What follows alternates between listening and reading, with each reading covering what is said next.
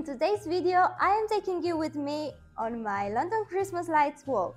If you are planning to visit London for Christmas this year or maybe in the next years, I think that you should stay and watch this video because I'm going to share with you some useful information that may help you organize and plan your trip. Even if you are not planning to visit London anytime soon, I still think that you should stay and watch this video because I am sure that you will be planning to visit London right after. London is a wonderful place and it becomes even more magical at Christmas. I feel so blessed to live here and to have the opportunity to enjoy this magic of Christmas every year. So let's go, guys, let's take a walk and talk about London and about the magical Christmas in London. I live in West London, so I had to take the Elizabeth line from Hayes and Harlington station all the way to Bond Street. West London is an area of London that is well served by public transport, and you can reach the tube, train or bus from this area. Since the Elizabeth line operates in here, it is really easy to get from West London to Central London, so West London is a good area to live in. It takes around 25 minutes to get from Hayes and Harlington to Paddington, or maybe 30 minutes to get to Bond Street on a good day when there's no strike or closure. I got off at Bond Street station and it was still daytime when I got there, but I decided to walk to Piccadilly Circus and have a burger at Hard Rock Cafe. I finally got to see the famous Regent Street where all the Christmas lights tradition came to life. Even though it was daytime, the Christmas lights were turned on. As far as I know, they stay turned on every day from 2 p.m. to 11 p.m. In 1954, Christmas lights went up along the length of Regent Street for the first time, and the tradition was born. Since then, the Christmas lights used to stay on all day and all night, but now they switch off at 11 p.m. to save energy. Between 1950 and 1960, Christmas lights started to spread to other streets. However, by the early 1970s, the economic pressure and the public opinion left London without the amazing Christmas lights and decorations. The tradition was reborn during the late 1970s and early 1980s, and today London has the world's biggest Christmas lights switch on, made from more than 1 million LED lights. Regent Street is decorated for Christmas from 9th of November to 2nd of January this year, and the scheme is called the Christmas Spirit, and it is inspired by the first Christmas lights that decorated London for Christmas in 1954.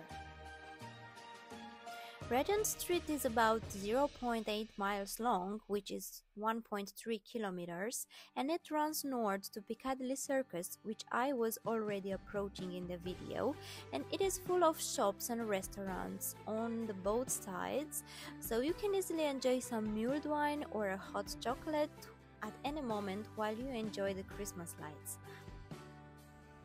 Here I was approaching Piccadilly Circus, a famous area of London where you can see a lot of traditional English pubs, theatres and cinemas, restaurants and souvenir shops.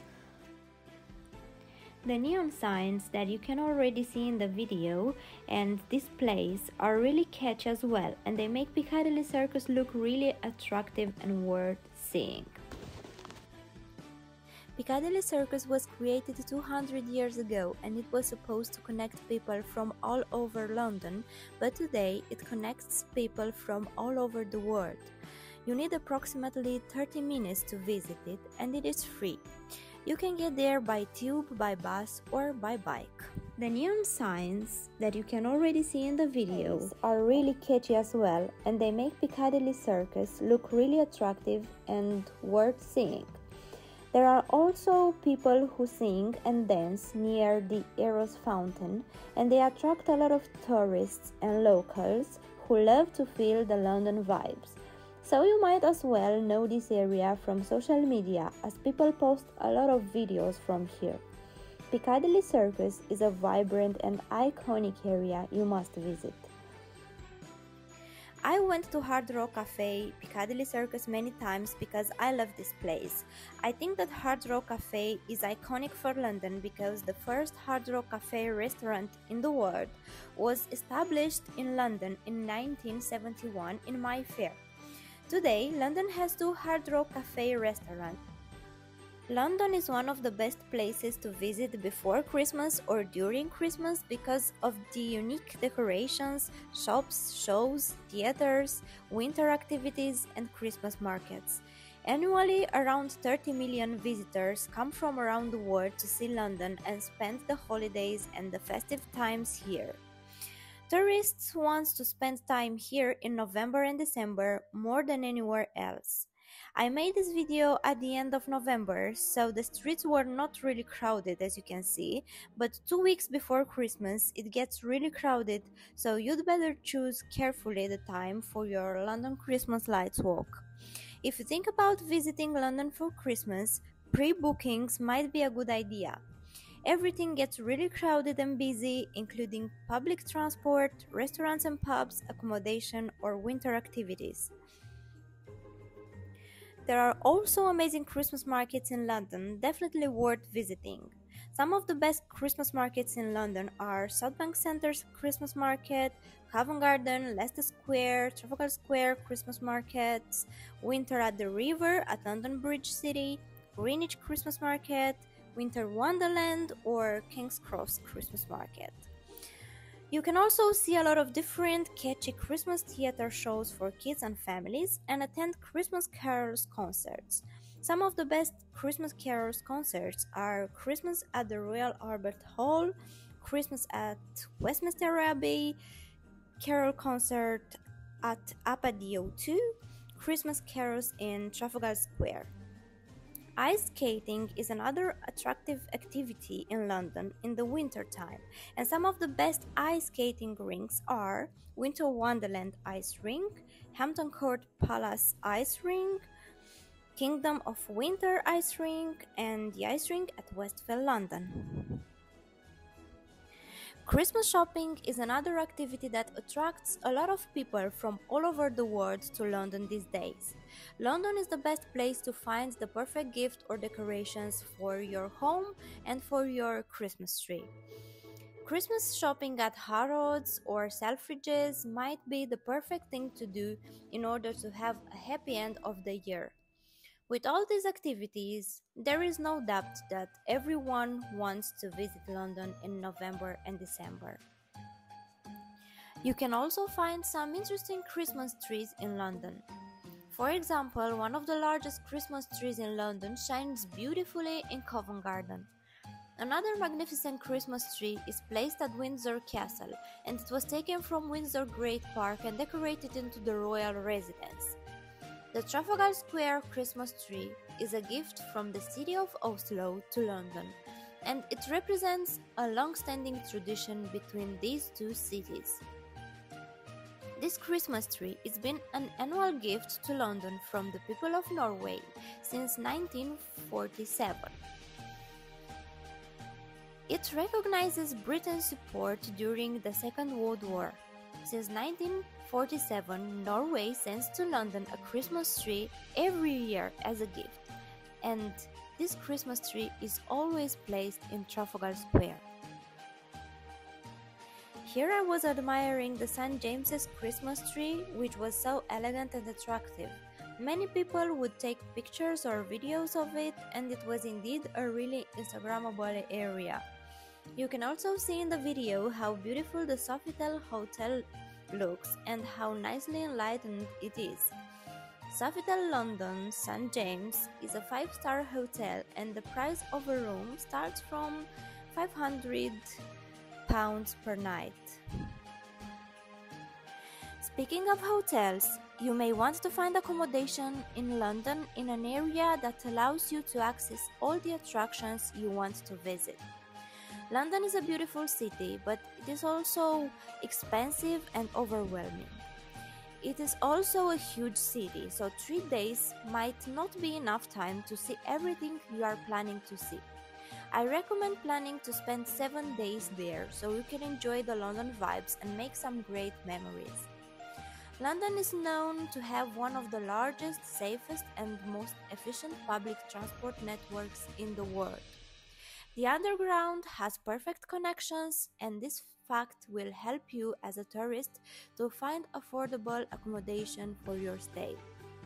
If you choose to stay in central London, it might get a little bit too expensive, but there are great areas just a few underground stops away from central London. Booking a hotel 40 days before your trip could be a good idea in order to find lower prices for accommodation. You can look for hotels like Premier Inn, Holiday Inn, or Central Park Hotel. Some of the areas in London where prices are below the London average and you can get to central London in only 25 minutes or less are Acton Town.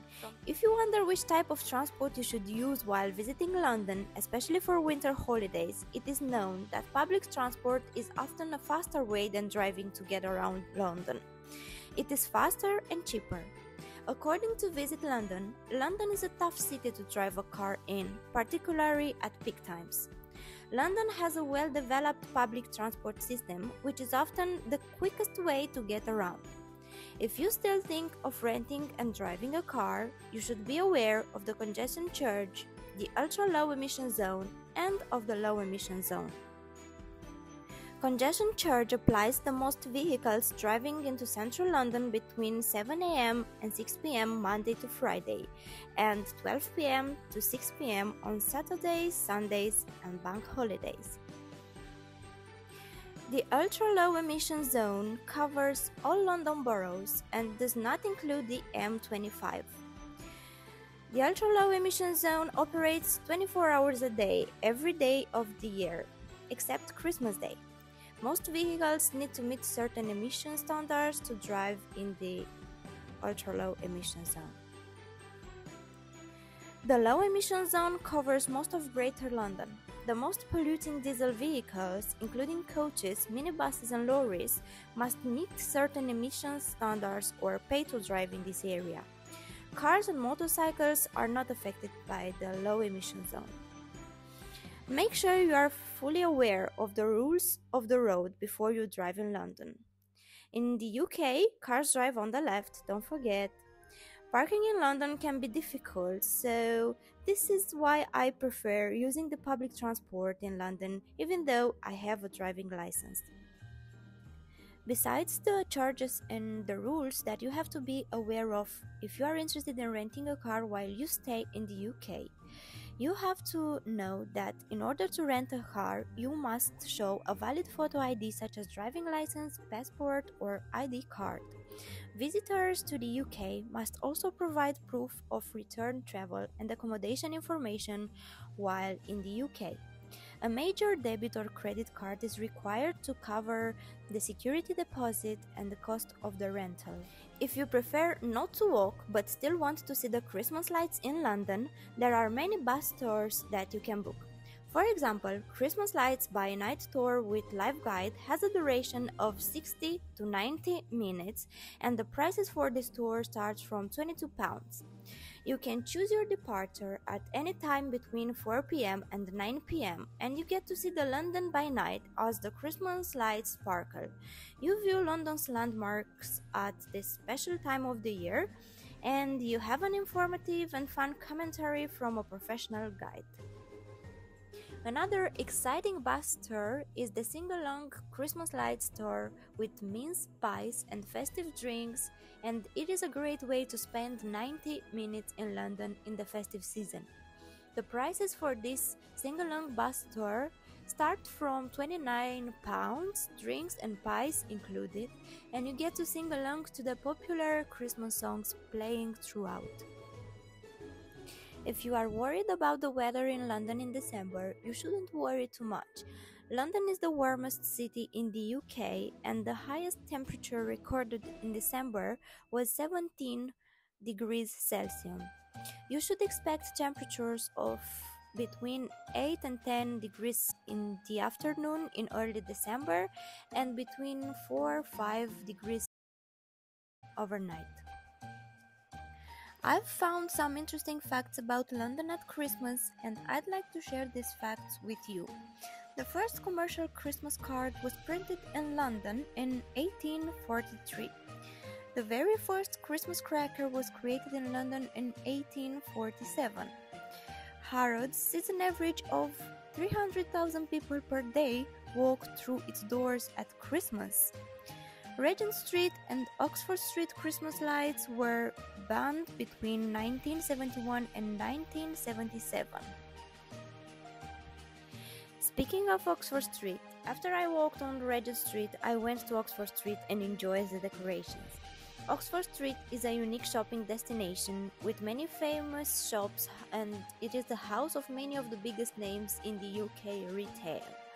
It is 1.2 miles long, and you should definitely visit it, as it is one of Europe's busiest shopping streets where 500,000 visitors visit around 300 shops daily. The Christmas lights on Oxford Street are usually switched on every year. The only time when the Christmas lights were not switched on was during the economic recession in the 1960s and the 1970s. Plus, the light switching on date was postponed to mourn the death of JFK and for Kylie Minogue's touring schedule. According to Oxford Street official website, the Echo installation is made of more than 300,000 energy-efficient LED light bulbs and recycled materials, and will only be switched on from 4 p.m. to 11 p.m. daily to save energy.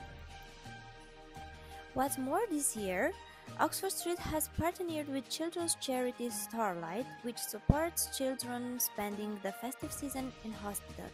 You can sponsor a star for a loved one and contribute at the Tap and Donate points on Oxford Street to help make those children's Christmases a little bit brighter too.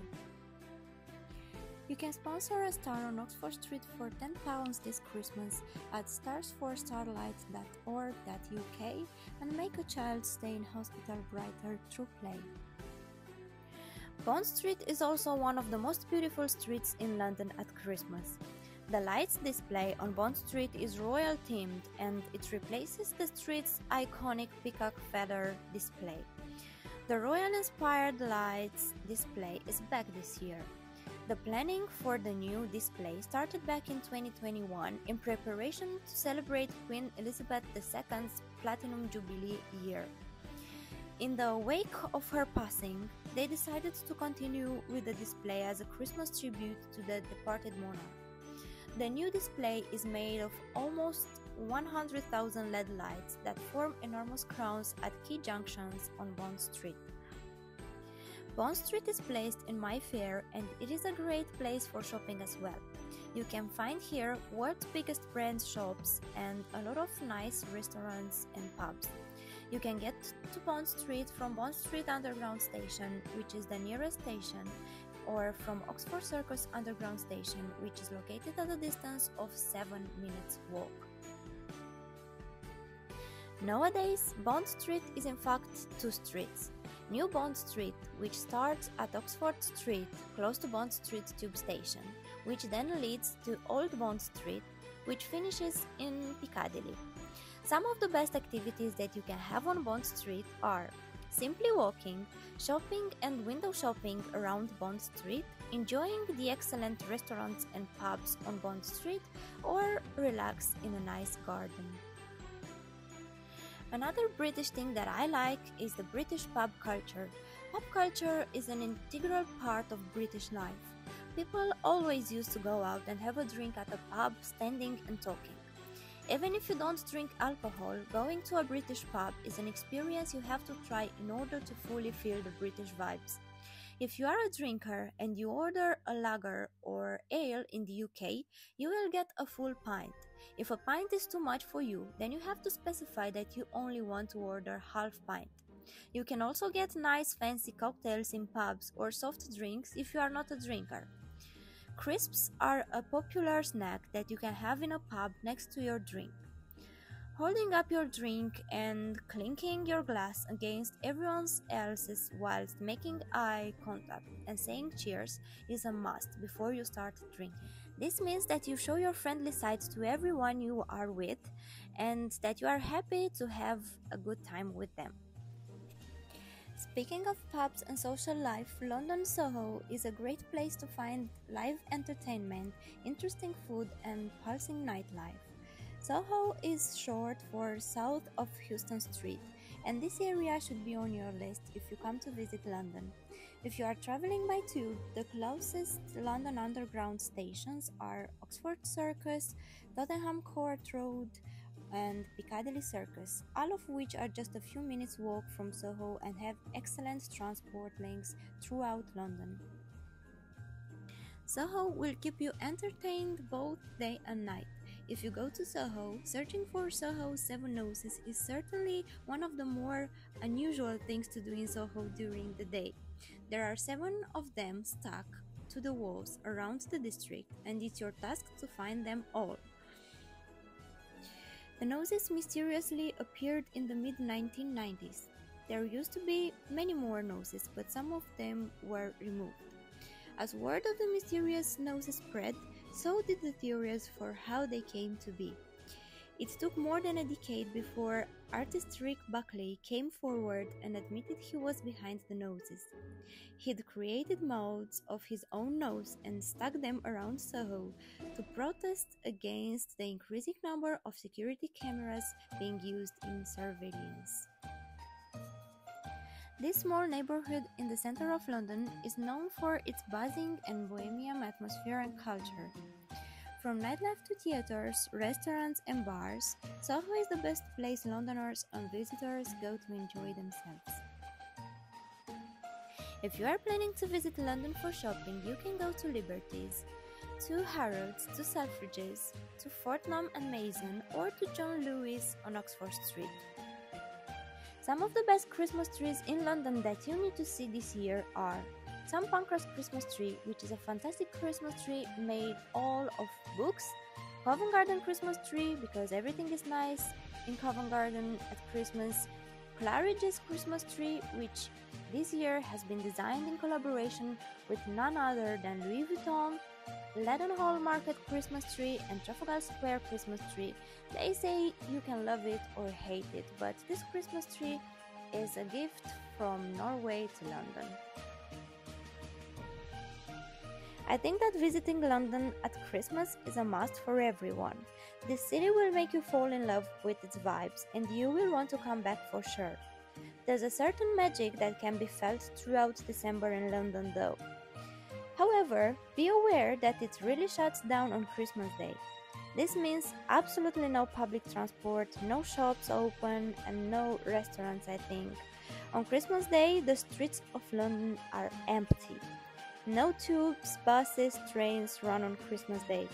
Walking, cycle hire, taxi or your own vehicle are your options for getting into and around town.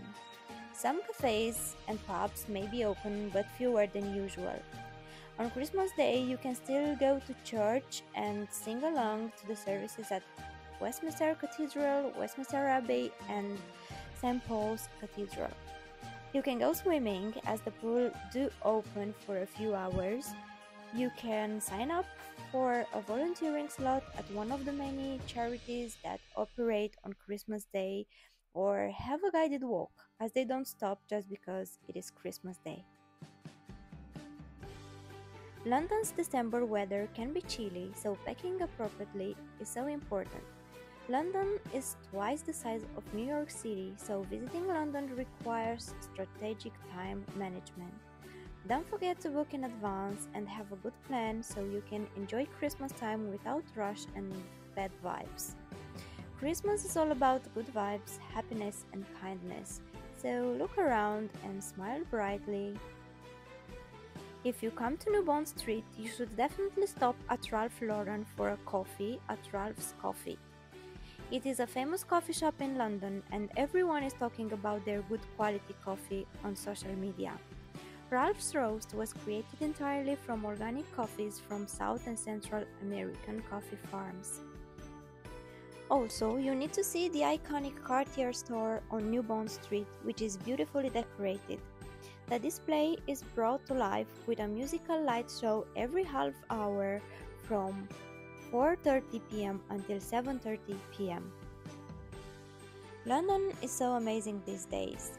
Tree lighting ceremonies take place, street Christmas lights all go on at once, and London turns into a sparkling place. Carnaby Street in Soho, festive as ever, becomes a Christmas light lover's dream. Oxford Street and Regent Street are decorated, as are all of the shops along them. Many people visit London because it is so Instagrammable, and here you can take the perfect Instagram picture or create the perfect viral TikToks. If you are looking for the most Instagrammable places in London, don't forget to go to Sky Garden, Covent Garden, Peggy Portion, Notting Hill, Shoreditch, The Shard, or to Greenwich. I feel so blessed to have the chance to see London decorated for Christmas every year, and it never stops surprising me. The activities, good public transport links, decorations and Christmas markets, shops and people make London a great destination for Christmas. So here are a few highlights for your London Christmas trip. Go to Trafalgar Square and admire the biggest Christmas tree in London. Visit Westminster Abbey, go to Covent Garden and enjoy the Christmas market. Take the Christmas lights walk in central London. Go to Royal Albert Hall and listen to some Christmas carols. Go to Hyde Park and celebrate at the Winter Wonderland. Go ice skating, shopping because it never gets tiring, and don't forget to find Santa and get yourself some nice gifts. Okay, that's it for today. I hope you enjoyed walking in London with me. Don't forget to subscribe, to leave a comment, and to share the video with someone you would love to go to London to see the Christmas lights with, and why not, to like the video. See you next time!